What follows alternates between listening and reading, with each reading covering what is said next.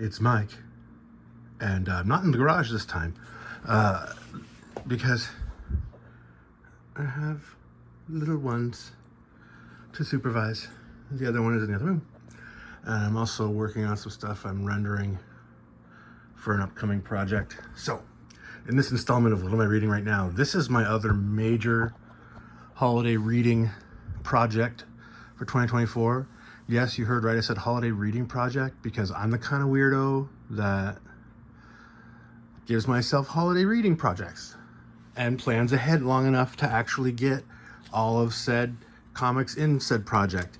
This one, it took me a few months to collect, to gather back issues on eBay from various sellers because of course nobody had them all. But what I've got here is the entire crossover series, actually 4 different series that were consecutively made. Well, the first 3 were consecutive by DC in the early 90s. The Armageddon series of books, in this case, the first series being Armageddon 2001, that crossed over all of the DC annuals that year, as well as having 2 special event dedicated issues. And so this is one of my fond memories from childhood. I remember really enjoying the art and the writing in this, and still do. I feel, especially this first issue, Armageddon 2001, which is the first appearance and origin of the DC character Wave Rider, as well as the villain Monarch. So the premise is, without giving too much away, is that 10 years from now, because it's in 1991, so 10 years in the future, a superhero is going to become a villain and kill the rest of the superheroes so that he can control the planet the way he thinks it should be. And basically he becomes like a dictator of the entire planet, and his name is Monarch. And Wave Rider comes from a distant future, 40 years in the future, in the year 2030 or 2031, where he's a scientist working on a time travel project for this dystopian oppressive dictator and the society he lives in, and tests it on himself and goes back in time to 1991 to confront all of the heroes of the DC universe and figure out which one of them will become Monarch, because it's kind of an urban legend in his time that Monarch used to be a superhero and he got rid of the rest of them. And that's why there's no superheroes in their time, and everything to do with them is banned. It's all underground. They still have like DVD recordings of them in the year 2031 that have like a black market. So that's kind of cool. I don't want to give away too much, but I've never had all of the issues all together for that, and it also spawned some sequels, and I'm going to show you those.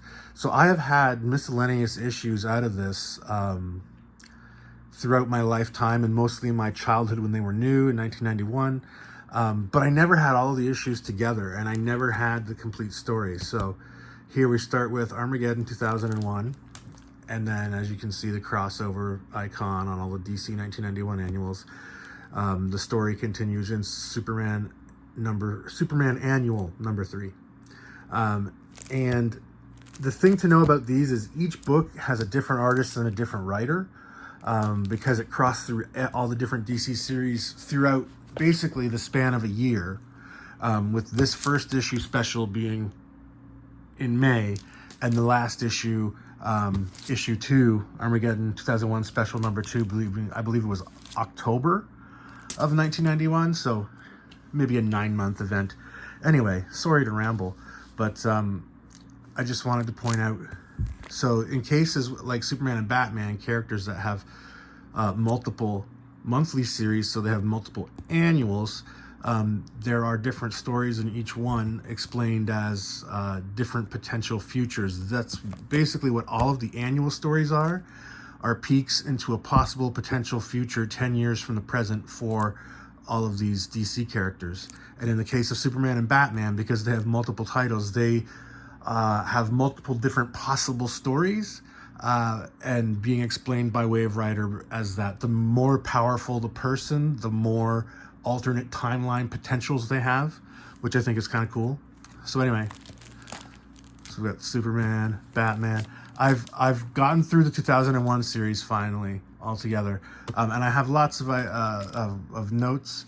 One of them being, I really liked most of the art teams on the Superman books, because each book has a different team of artists. There's going to be different levels of quality in the writing and the illustration, and so you do see some variation, but overall it's nice. I like kind of that era of artwork, and I would say most of the artists I really enjoy, and I mean, like Barbara Kessel was also the writer for the Hawk and Dove one, so like people that, you know, now have quite some acumen. They even had some back then, but you know, anyway, Legion 01 with Wave Rider there, a potential future where Superman becomes president, you know, the good, awesome 90s stuff. I really wish I could go through and tell you my favorite artists from all these creative teams, but I mean, I'm already at 6 minutes here, and I don't want to give away too much. I don't want to ruin it. We've got a New Titans annual number 7, and this is the first appearance of Team Titans. So if you ever followed those, you know that Team Titans is a team of Titans from an alternate reality that got stuck in the main DC reality, and so they basically became an offshoot of the Teen Titans or the New Titans for a while there. So there was a book called Team Titans that was a companion book, which mostly consisted of the characters that actually came from this issue, this first appearance in New Titans Annual number 7, with this is an alternate version of Nightwing from a world 10 years in the future, where he is become a bit more ruthless, and because of life circumstances. I won't give away too much, but I just want to point out that, you know, I don't want people to comment, oh, I read that and I didn't like the art, or I didn't like the story in this one or that one. Yeah, there's a variation, but overall, it's a really nice arc, and I've never had the opportunity to read the complete thing all at once. And I put some time and obviously money into this over a few months and assembled them. I really enjoyed all of them. The Justice League books are a little weird to me because they're from that early 90s era where they kind of made the Justice League books almost a parody of the genre and of themselves, where they used a lot of lesser known characters, a lot of, like, for lack of a better term, B or C list DC characters were in the Justice League, and they would just pepper in, like, Europe had the Hal Jordan Green Lantern and the Flash for a while, but not always.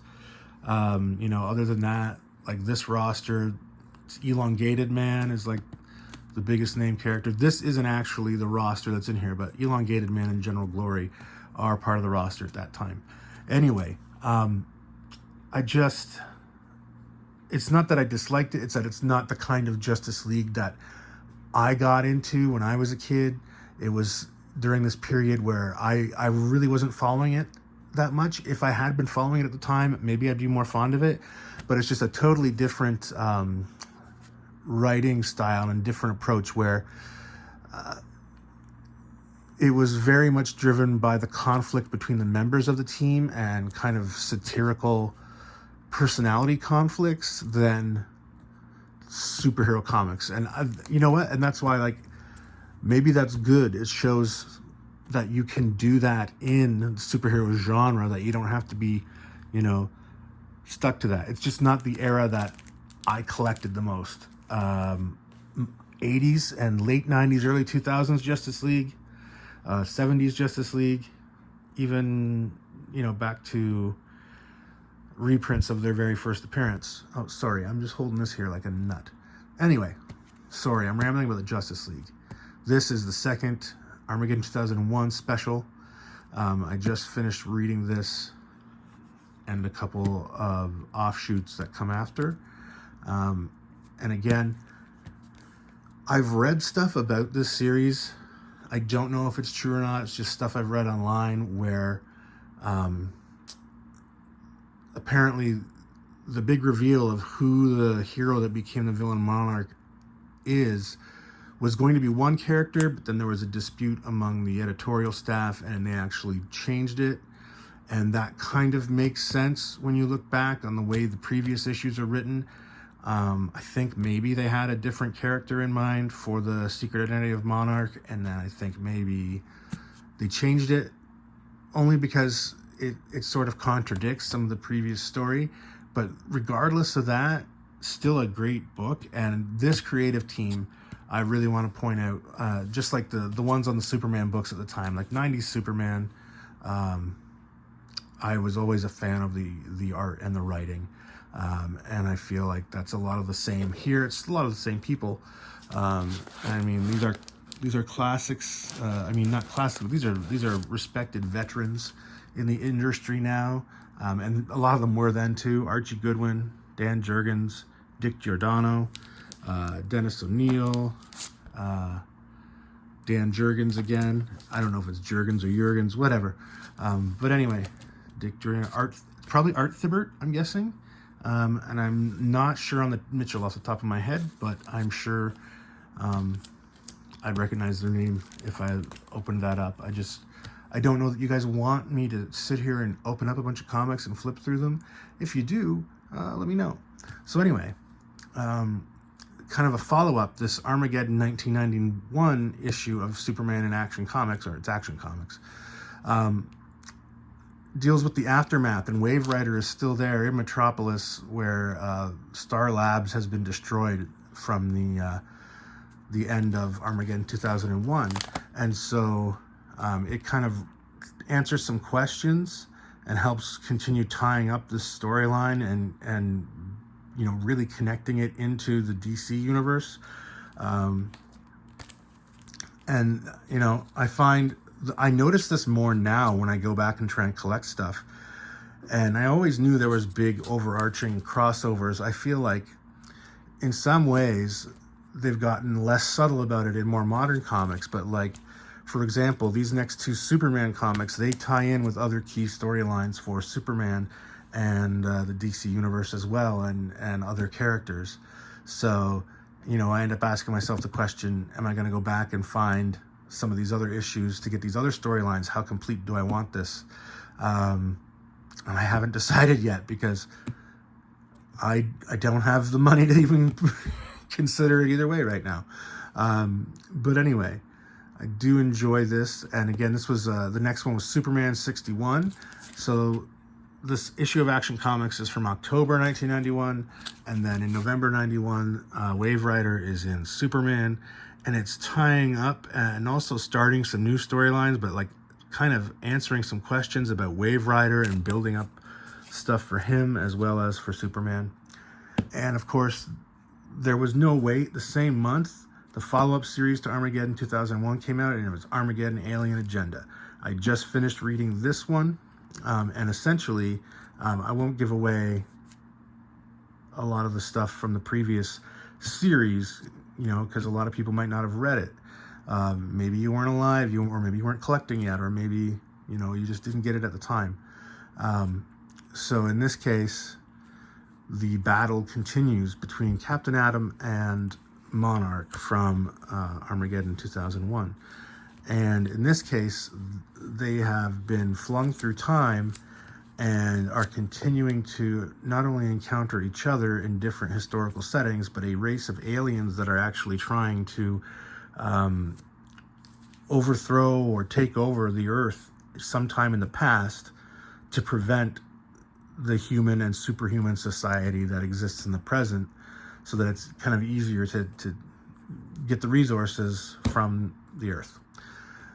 So here's issue 3, a nice Western theme, and then issue 4 is the final issue, and where some of that is tied back together. Now, I got all of these issues for the next series from the same seller on eBay. That's not always possible, so that's why this series is taped up in this bag.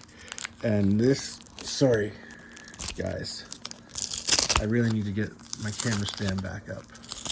But